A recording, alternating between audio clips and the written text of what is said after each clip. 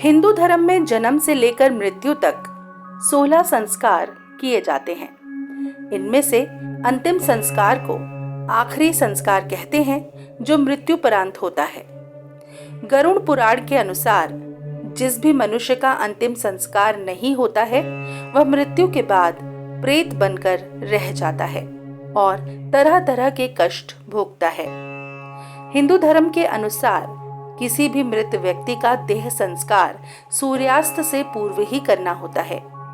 सूर्यास्त से अगले दिन के सूर्योदय के बीच कोई भी देह संस्कार नहीं होता है। यदि ऐसा किया जाए तो मृत व्यक्ति के शरीर की आत्मा को अगले जन्म में किसी कष्ट से और विकलांगता से जूझना पड़ता है।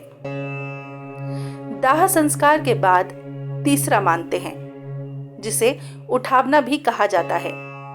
इसके बाद 10वें दिन मुंडन कराकर शांति कर्म किया जाता है, जिसे 10वां संस्कार कहा जाता है।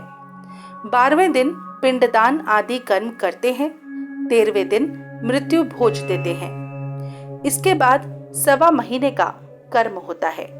फिर बरसी मनाई जाती है और मृतक को श्राद्ध में शामिल कर उसकी तिथि पर श्राद्ध मनाते हैं। इससे मुक्ति पाई जाने के लिए 3 वर्ष के बाद गया में जाकर पिंडदान किया जाता है।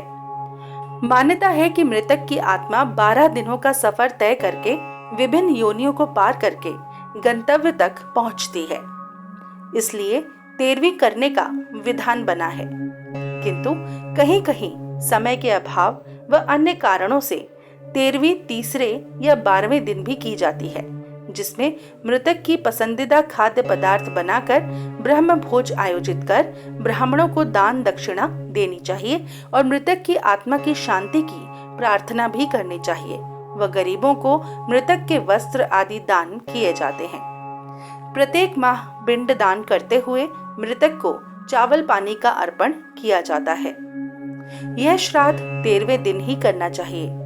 अलग अलग वर्णों के हिसाब से लोक व्यवहार में यही श्राद्ध अलग अलग दिनों को किया जाता है, किंतु गरुड़ पुराण के मुताबिक 13वें दिन ही करनी चाहिए।